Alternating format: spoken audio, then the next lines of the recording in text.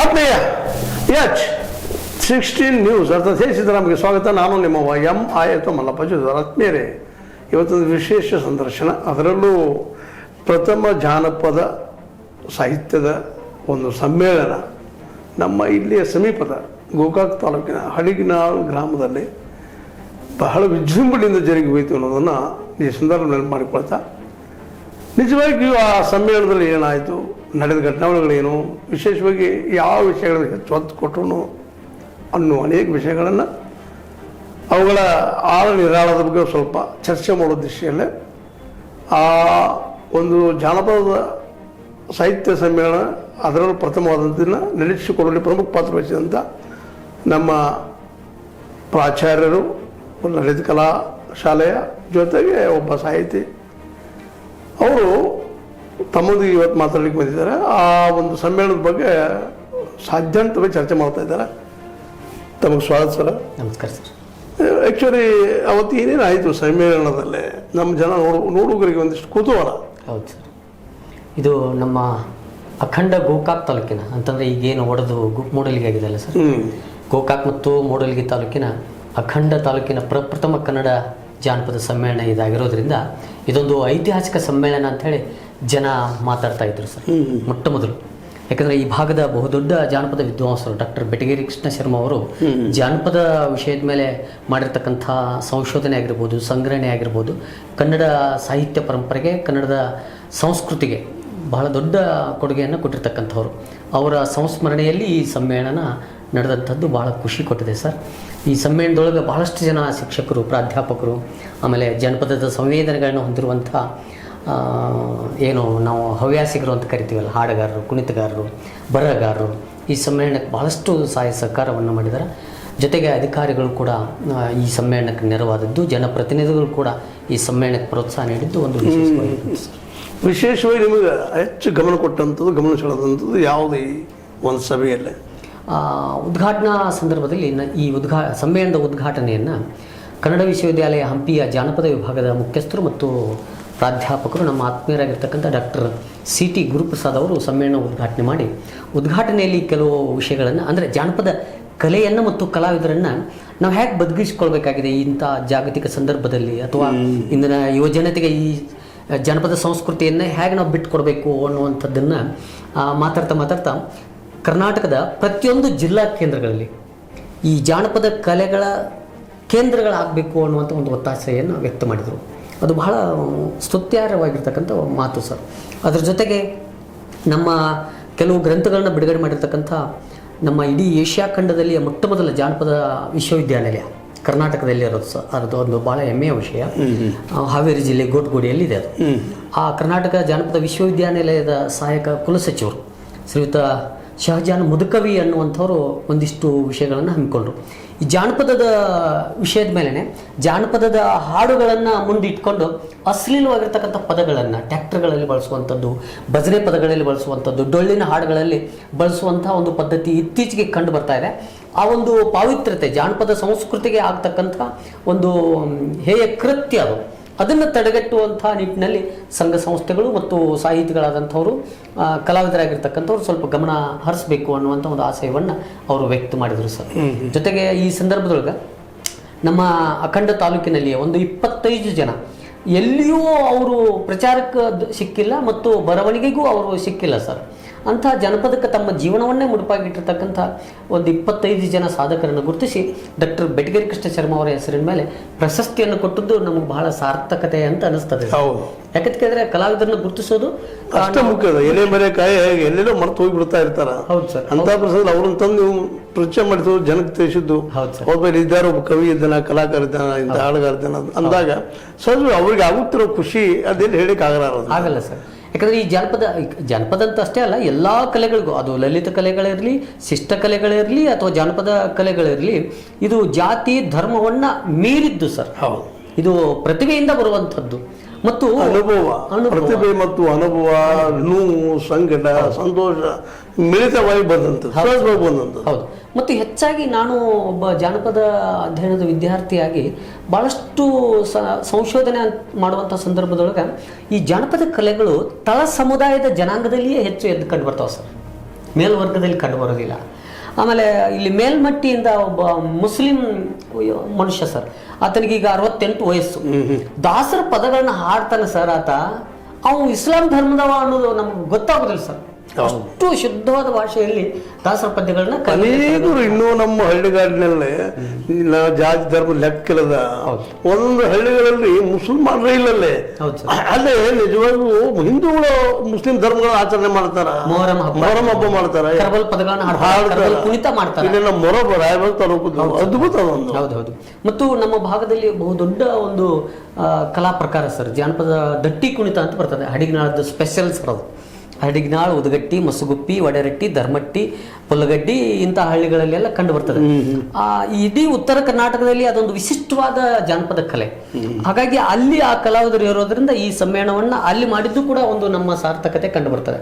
ಅಲ್ಲಿ ಮುತ್ತೇಶ್ವರ ಹುಣಸಿ ಬಣ ಅಂತಿದೆ ಸರ್, ಅದೊಂದು ಪುಣ್ಯಕ್ಷೇತ್ರ ಸರ್. ಅಲ್ಲಿ ಅನ್ನಪ್ರಸಾದ ಮಾಡಿದ್ರು, ನಮ್ಮ ಹಡಿಗನಾಳದ ಗ್ರಾಮಸ್ಥರೆಲ್ಲ ಸೇರ್ಕೊಂಡು ಆತಿಥ್ಯ ಕೊಟ್ಟಿದ್ರು, ಭೋಜನದ ವ್ಯವಸ್ಥೆಯನ್ನು. ಸಮ್ಮೇಳನದಲ್ಲಿ ಎಲ್ಲರೂ ಅದನ್ನೇ ಮಾತಾಡಿದ್ದು ಸರ್.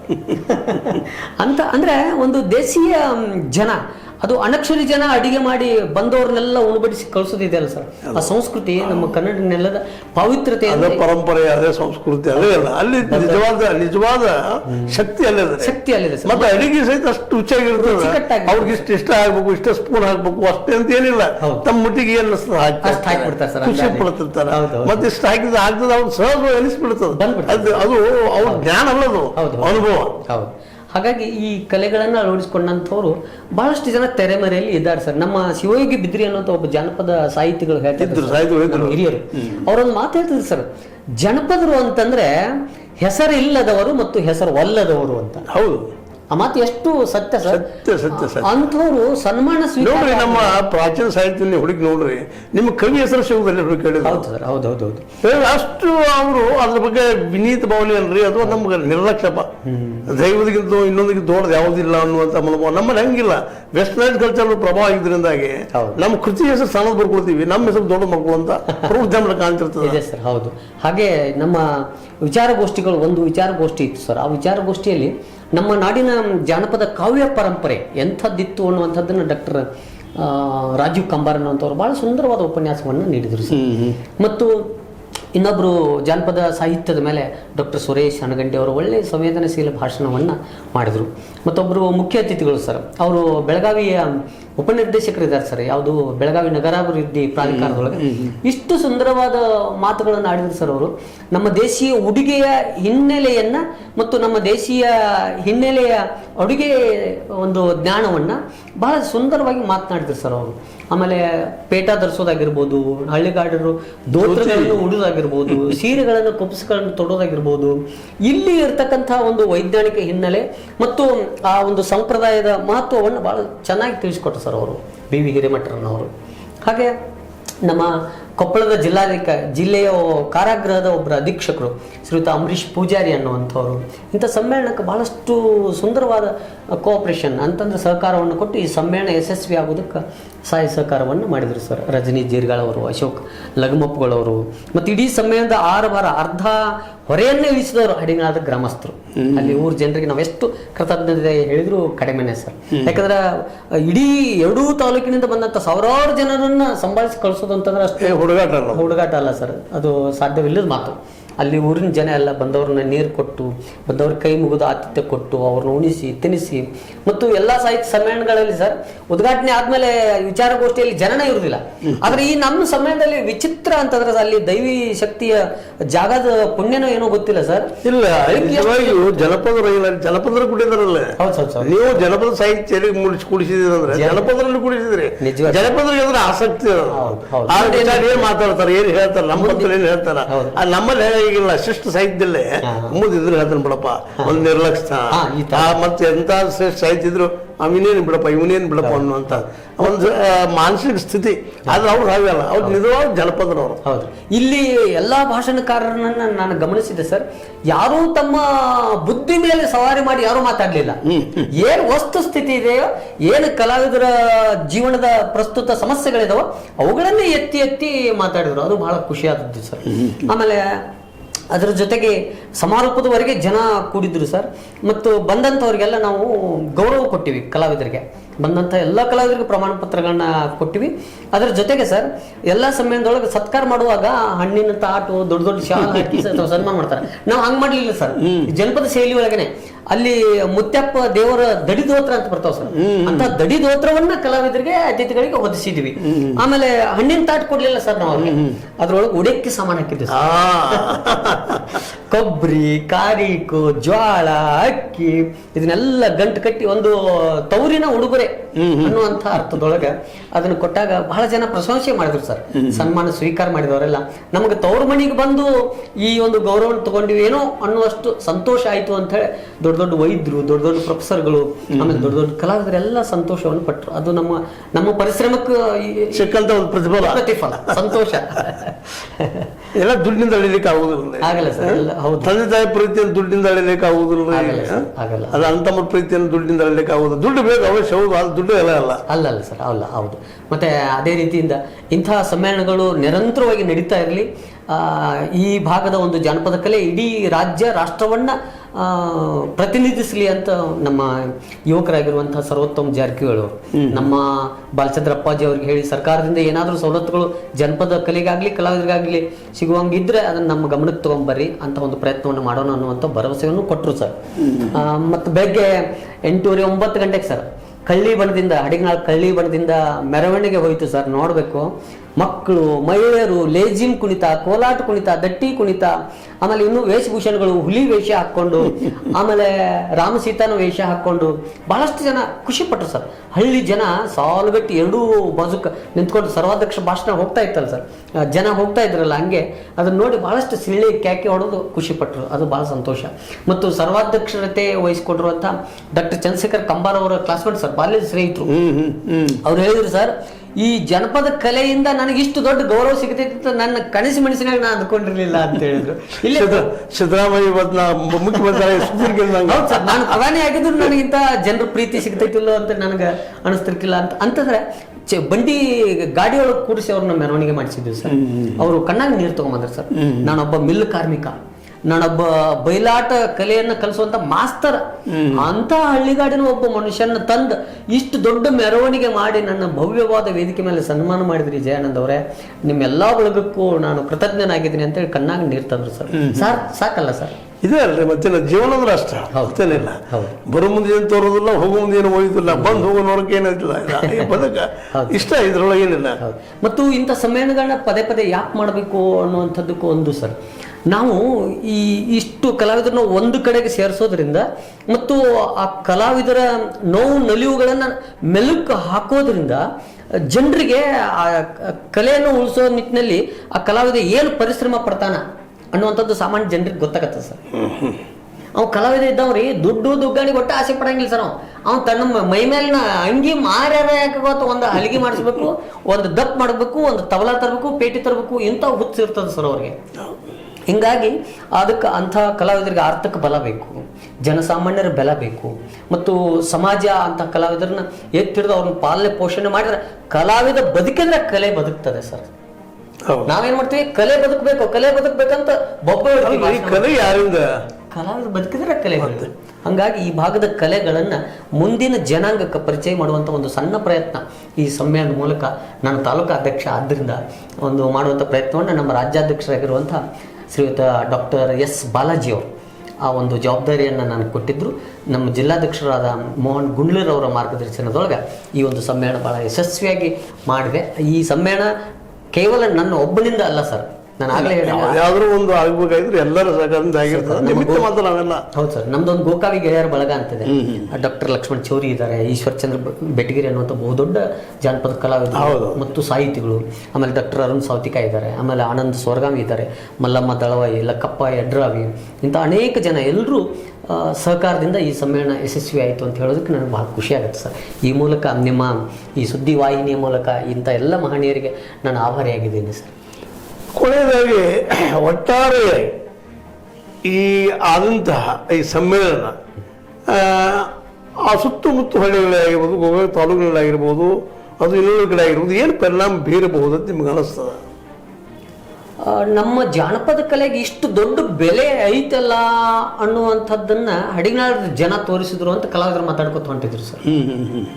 ನಾನೊಬ್ಬ ಕಲಾವಿದ, ನಾನೊಬ್ಬ ಡೊಳ್ಳಿನ ಕಲಾವಿದ, ನಾನೊಬ್ಬ ಭಜನೆ ಕಲಾವಿದ, ನಾನೊಬ್ಬ ಹಂತಿ ಪದದ ಕಲಾವಿದ, ನಾನು ಸೋಬಾಣ ಪದ ಹಾಡ್ತೇನೆ ಅಂತ ಹಳ್ಳಿಗಾಡಿನ ಹೆಣ್ಮಕ್ಳೆಲ್ಲ ಅಂತಿರ್ತಾರೆ.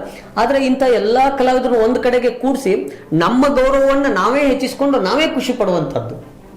ಬೇರೆಯವರು ನಮ್ಮನ್ನು ಸರ್ಕಾರದವ್ರು ಗುರುತಿಸಲಿ ಅಂತ ನಾವು ಯಾಕೆ ಅನ್ಬೇಕು? ನೋಡ್ರಿ, ನಮ್ಮ ತಂದೆ ತಾಯಿ ನಾವು ಗೌರವಿಸ್ಬೇಕು, ಇನ್ನೊಬ್ರು ಯಾಕೆ ಗೌರವಿಸ್ಬೇಕು? ಇದು ಸಿಂಪಲ್ ಅದ. ಇದನ್ನ ತಿಳ್ಕೊಂಡು ನಾವು ಮಾಡಿದ್ರೆ ಮುಗಿದು ಹೋಗ್ಬಿಡ್ತು. ಸಾರ್ಥಕ್ಯ ಆಗುವಂಥದ್ದು ಇದು ನಿಮ್ಗೆ ಗೊತ್ತಿಲ್ಲದೇನೋ ಆಗಿರ್ತದೆ, ಮಾಡಿರ್ತೀರಿ, ಅದು ಹಬ್ಬತ್ತೇನೋ ಇರ್ತದೆ. ಹೌದು ಸರ್. ಅದಕ್ಕಂತ ಅಳಿವಿಲ್ಲ, ಅದಕ್ಕೆ ಉಳಿವದ. ಅದಕ್ಕೆ ನಾವು ಮೇಲೆ ಹೇಳುವಂತ ನಮ್ಮ ವಾಹಿನಿ ಮೂಲಕ ಭಾಳಷ್ಟು ನಾವು ಹೇಳೋದು ಏನಪ್ಪಾ ಅಂದ್ರೆ, ಪ್ರತಿಯೊಂದು ಗ್ರಾಮಕ್ಕೂ ಒಂದು ಸ್ಟ್ಯಾಂಡರ್ಡ್ ಸ್ಕೂಲನ್ನು ಮಾಡ್ರಿ. ಪ್ರತಿಯೊಂದು ಇವತ್ತು ನೀವು ಖಾಸಗೀಕರಣ ಮಾಡಿ ನಮ್ಮ ವಿದ್ಯೆನ ಕಸೂಳಿಗಿದ್ದೀರಿ, ಹಾಳು ಮಾಡ್ಲಿಕ್ಕಿದ್ದೀರಿ. ಅಲ್ಲಲ್ಲಿಯೇ ಒಬ್ಬ ಒಂದೊಂದು ಸ್ಕೂಲ್ ಪ್ರತಿಯೊಂದು 4 ಹಳ್ಳಿಗಳ ನಡಕ ಹೋಗಿಗೆ ಒಂದು PU ವರೆಗೆ ಕಾಲೇಜು, ಪ್ರತಿ 2 ಹಳ್ಳಿಗೆ ಅಥವಾ 1 ಹಳ್ಳಿಗೆ 7th ಅಥವಾ 10th ಕ್ಲಾಸಸ್. ಇಷ್ಟು ಮಾಡಿದ್ರೆ ಅಂದ್ರೆ ಅಲ್ಲಿ ಸಾಹಿತ್ಯ ಉಳಿತದೆ, ಕಲೆ ಉಳಿತದೆ. ಮತ್ತು ಈ ಖಾಸಗೀಕರಣದಿಂದಾಗಿ ನಾವೇನು ಮಾಡ್ತಾ ಇದ್ದೀವಪ್ಪ ಅಂದ್ರೆ ಎಲ್ಲ ಇಂಗ್ಲೀಷ್ ಬೆನ್ನ ಹತ್ತಿ ಓಡ್ತಾ ಇದ್ದೀವಿ ಉದ್ಯೋಗ ಸಲುವಾಗಿ. ಅದಕ್ಕೆ ಉದ್ಯೋಗ ಸೃಷ್ಟಿ ಆಗ್ಬೇಕಂದ್ರೆ ಪ್ರತಿಯೊಂದು ಹಳ್ಳಿಗೂ ಒಂದು ಗೋಡವನ್ನು ಮಾಡಿಕೊಡೋದು ಮನೆ ಬಂದಾಗ ಹಿರಿಯರು ಮುಂದೆ ಹೇಳಿದ್ದಾರೆ, ಕೇಳಿದನ್ ಅಂತೇಳಿ. ಯಾಕೆ ಆರ್ಥಿಕ ಆಗ್ಬೇಕು, ಅವರೇ ಸ್ವಂತ ನಮಗೆ ಕೊಡೋಂಗೆ ಆಗ್ಬೇಕು ರೈತರು. ಅದಕ್ಕೆ ಸರ್ ಇಂಥ ಸಮ್ಮೇಳನಗಳ ಮೂಲಕ ನಾವು ಮುಂದಿನ ಮಕ್ಕಳಿಗೆ ಈ ನಮ್ಮ ನಾಡಿನ ಕಲೆ ಇಂಥ ನೀವು ಕಲೆ ಉಳಿಸಿರಿ, ಕಲೆ ಉಳಿಬೇಕು, ಹಣ ಬೇಕು, ದುಡ್ಡು ಬೇಕು, ಉಳಿಸೋರಿಲ್ಲ. ಜ್ಞಾನ ಬೇಕು. ಅದಕ್ಕೆ ಜ್ಞಾನಕ್ಕೆ ಸ್ಕೂಲ್ ಮಾಡ್ರಿ. ಇವತ್ತು ನೀವು ಸಾಕಷ್ಟು ಖರ್ಚು ಮಾಡ್ತಾ ಇದ್ರಿ. ಎಜುಕೇಷನ್ ಖರ್ಚು ಮಾಡೋದು ಇವಾಗ ಸಿದ್ದರಾಮಯ್ಯ ಇರಲಿ, ಮೋದಿ ಇರಲಿ, 1 ಅಥವಾ 2%. ನೀವು 15-16%, ಒಂದು 20% ಮಾಡಿದ್ರಿ ಅಂದ್ರೆ ಈ ದೇಶ ಒಂದು ಡಿಫೆನ್ಸ್ ತಯಾರಾಗ್ತದೆ. ದೊಡ್ಡ ಪಡೆನೇ ಹೋಗ್ತದೆ, ಎಲ್ಲರೂ ತಯಾರಾಗ್ತಾರೆ. ಮತ್ತೆ ಅಲ್ಲೇ ಉದ್ಯೋಗ ಸೃಷ್ಟಿ ಆಗುತ್ತೆ. ಮತ್ತೆ ಅಲ್ಲೇ ನೀವು ಗೋಡೌನ್ ಮಾಡಿರಿ ಅಂದ್ರೆ ಯಾರಿಗೆ ಬೇಕಾಗಿದ್ದು ಬಂದು ಕೊಂಡ್ಕೊಂಡು ಹೋಗ್ತಾರಲ್ಲೇ. ರೈತ ಬೆಳೆದ ಬೆಳೆಗೆ ಅವ ಬೆಲೆ ಕಾಣ್ತಾನ, ಅವ ಎಷ್ಟು ಖರ್ಚು ಮಾಡಿದ ಗೊತ್ತಿರ್ತತಿ. ಮತ್ತೆ ಅವ ವ್ಯಾಪಾರಿಗೆ ದುಡ್ಡು ಹಿಡ್ಕೋಬೇಕಿರುದಿಲ್ಲ ಅಂತ ತಿಳುವಾಗ. ಅದಕ್ಕೆ ಅದು ಮಾಡಿದ್ರೆ ಅವನು ಉಳಿತಾನೆ, ಎಲ್ಲ ಉಳಿತಾನ. ಆಕ್ಚುಲಿ ಇವತ್ತು ನಿಮಗೆ ಅತಿ ಸ್ಪಷ್ಟವಾಗಿ ಹೇಳೋದಪ್ಪ ಅಂದ್ರೆ 4,500 ರೂಪಾಯಿ ಒಂದು ಟನ್ ಖರ್ಚು ಬರ್ತದ. ಇವ್ರು 3,300 ಅಂದ್ರೆ ಪ್ರತಿ ಒಂದು ಟನ್ನಿಗೆ 1,200 ಲಾಟ್ ಮಾಡ್ಕೊಂಡು ಬದುಕು ಮಾಡತ್ತಾನ. ಮತ್ತೆ ಅದೇ ಬಾಬ್ ಹೆಂಗೆ ಬದುಕ್ತಾನೆ ಕಲಾಕಾರ. ನಾವು ಈ ಸಮ್ಮೇಳನದ ಮೂಲಕ ಈ ಜನಾಂಗಕ್ಕೆ ಅದನ್ನೇ ತಿಳಿಸೋದಕ್ಕೂ ಹೋಗಿದ್ದೀವಿ ಸರ್. ಮುಂದಿನ ಜನಾಂಗಕ್ಕೆ ನಾವು ಯಾವ ಬಲವನ್ನು ಕೊಟ್ಟರೆ ಅವ್ರ ಬದುಕು ಭದ್ರ ಆಗ್ತದೆ, ಅವ್ರ ಆರ್ಥಿಕ ಭದ್ರತೆ. ಅದೇ ಅಂಬೇಡ್ಕರ್ ಹೇಳುವಂಥದ್ದು, ನಾನೆಲ್ಲ ಮಾಡಿದ್ನಿ, ಆರ್ಥಿಕ ಸಮಾನತೆ ಕೊಡ್ಲಿಕ್ಕೆ ನನಗೆ ಆಗಿಲ್ಲ ಅಂತೇಳಿ. ಮತ್ತೆ ಸಾಧ್ಯ ಇರಲಿಲ್ಲ ಪಾಪ ಅವ್ರಿಗೆ, ಯಾಕೆ ಬಲಿಷ್ಠ ಹಂಗಿದ್ರು ಕೊಡ್ಲಿಕ್ಕೆ ಸಾಧ್ಯ ಇರಲಿಲ್ಲ. ಈಗ ನಾವು ಆ ಕೆಲಸ ಮಾಡಬೇಕಾದ್ರೆ ಸಿಂಪಲ್. ಪ್ರತಿಯೊಂದು ಹಳ್ಳಿಗೆ ಒಂದು ಗೋಡೌನ್ ಮಾಡಿದ್ರಪ್ಪ ಅಂದ್ರೆ ಬೆಳೆದ ಬೆಳೆ ಅಲ್ಲಿ ಸಂಗ್ರಹ ಆಯ್ತಂದ್ರೆ ಅದು 4 ಮಂದಿ ಉದ್ಯೋಗ ಆಗ್ತದೆ. ಮತ್ತು ರೈತರಿಗೆ ಬೆಲೆನೂ ಬರ್ತದೆ, ಬೇಕಾದ್ರೆ ಬಂದು ಒಯ್ತಾರ. ಮತ್ತೆ ಇನ್ನೊಂದು ಟ್ರಾನ್ಸ್ಪೋರ್ಟ್ ಖರ್ಚು ಭಾಳ ಬರ್ತದೆ ರೈತರಿಗೆ. ಬೆಳೆದ ಬೆಳೆಯಲ್ಲಿ ಹಡಿಗಾಲದಲ್ಲಿ ಗೋಕಾಕ್ ತರ್ತದೆ, ಎಷ್ಟು ಖರ್ಚು ಬರ್ತದೆ. ಬಂದಾಗ ಮಾರ್ಕೆಟ್ ಇರ್ಬೇಕಲ್ರಿ. ನಾನು ಪ್ಯಾಟಿಗೆ ಬದನೆಕಾಯಿ ತಂದಾಗ ಬದನೆಕಾಯಿ ಗೋಳಾರ ಬಂದಾಗ ರೇಟ್ ಬರೋದು. ಅಂದ್ರೆ ನಮ್ಮ ಮೂಲಭೂತ ಏನು ಸಂಪನ್ಮೂಲ ಇದೆಯಲ್ಲ ಅದಕ್ಕೊಂದು ಒಳ್ಳೆ ಬೆಲೆ ಸಿಗಬೇಕು. ಮತ್ತೆ ಈ ಸಮ್ಮೇಳನ ಮೂಲಕ ನಾವು ಅದನ್ನೇ ಮಾಡೋ ಪ್ರಯತ್ನ ಮಾಡಿದ್ವಿ ಸರ್. ಸಮ್ಮೇಳನ ಎಷ್ಟು ದೊಡ್ಡದು ಮಾಡಿದ್ರು, ಎಷ್ಟು ದೊಡ್ಡ ಶಾಮಿಯಾನ ಹಾಕ್ಲಿ, ಎಷ್ಟು ದೊಡ್ಡ ಭೋಜನ ವ್ಯವಸ್ಥೆ ಮಾಡ್ಲಿ, ಅದೆಲ್ಲ ಜನ ಮರ್ತು ಹೋಗ್ಬಿಡ್ತದ. ಅದಕ್ಕೆ ಈ ಸಮ್ಮೇಳನದಲ್ಲಿ ಏನು ಚಿಂತನೆ ಆಗಿರ್ತಕ್ಕಂಥ ವಿಷಯಗಳನ್ನ ಎಲ್ಲ ಕೂಡಿ ಕಟ್ಟಿಟ್ಟು ಮುಂದಿನ ಜನರೇಷನ್ಗೆ ಮತ್ತೆ ಮುಂದಿನ ನಿಮ್ಮ ಏನಾದರೂ ಕಾರ್ಯಕ್ರಮಗಳಿದ್ದಪ್ಪ ಅಂತಂದ್ರೆ ಅದರಲ್ಲಿ ಹೊತ್ತಿಗೆ ತರ್ತಾ ಇದ್ದಾರೆ. ಹೊತ್ತಿಗೆ ಜೊತೆಗೆ ಇನ್ನೊಂದು ನೀವು ಹೇಳಬೇಕು, ಆರ್ಥಿಕ ಬಲ ಆಯ್ತು. ಸರ್ಕಾರ ಮೇಲೆ ಇಡುವಂತ ಅವಶ್ಯಕತೆ ಬರೋದಿಲ್ಲ. ಪ್ರತಿಯೊಂದು ಹಳ್ಳಿ ತನ್ನ ಕಾಲದಲ್ಲಿ ನಿಲ್ಬೇಕಾಗಿತ್ತಂದ್ರೆ ಅವ್ನು ಬೆಳೆದ ಬೆಳೆಗೆ ಬೆಲೆ ಬರಬೇಕು, ಅಲ್ಲಿ ಗೋಡೌನ್ ಆಗ್ಬೇಕು, ಆ ಊರಿಗೆ ನೀರು ಆಗ್ಬೇಕು. ಇಷ್ಟು ಕೊಟ್ಟರೆ ಸಾಕು ನಮಗೆ. ನೀವು ನಮ್ಗೆ ಏನು ಮಾರ್ಕೆಟ್ ಅವಶ್ಯಕತೆ ಇಲ್ಲ, ಗೋಡೌನ್ ಕಟ್ಟಿ ಬಂದೇ ಬರ್ತಾರ. ನಮ್ಮ ಈ ಕನ್ನಡ ಜಾನಪದ ಪರಿಷತ್ತಿನಿಂದ ಸರ್ಕಾರದ ಗಮನ ಸೆಳೆಯುವಂತ ನಮ್ಮ ರಾಜ್ಯಾಧ್ಯಕ್ಷರು ಕೆಲವು ಸಂಗತಿಗಳನ್ನ ನಿರ್ಣಯ ತಗೊಳ್ಳಕ್ಕೆ ಕೇಳಿದ್ದಾರೆ ಸರ್. ಒಂದು ಮಾಸಾಸನ ಕೊಡುವಂಥದ್ದು ಕನ್ನಡ ಮತ್ತು ಸಂಸ್ಕೃತಿ ಇಲಾಖೆಯಿಂದ ಆ ಕಲಾವಿದರಿಗೆ 60 ವಯಸ್ಸು ಆದವ್ರಿಗೆ 58 ವಯಸ್ಸು ಆದವ್ರಿಗೆ ಮಾಸಾಸನ ಕೊಡ್ತಾರೆ. ಅದನ್ನ 45 ವಯಸ್ಸಿಗೆ ಇಳಿಸ್ರಿ. ಮತ್ತು ಕನಿಷ್ಠ 5,000ಕ್ಕಾದ್ರೂ ಮಾಸಾಸನ. ನೋಡ್ರಿ, ನಿನ್ನೆ ನೀವು ಮೊನ್ನೆ ಮಾಡಿದ್ರಿ ಕಾರ್ಯಕ್ರಮ, ಹಡಿಗಳ ಗ್ರಾಮಸ್ಥರ ಕೂಡ ನೀವು ಮಾಡಿದ್ರು. ಅವ್ರು ಯಾವ ಸರ್ಕಾರಕ್ಕೆ ಗ್ರಾಂಟ್ ಮಾಡಿದ್ರಿ?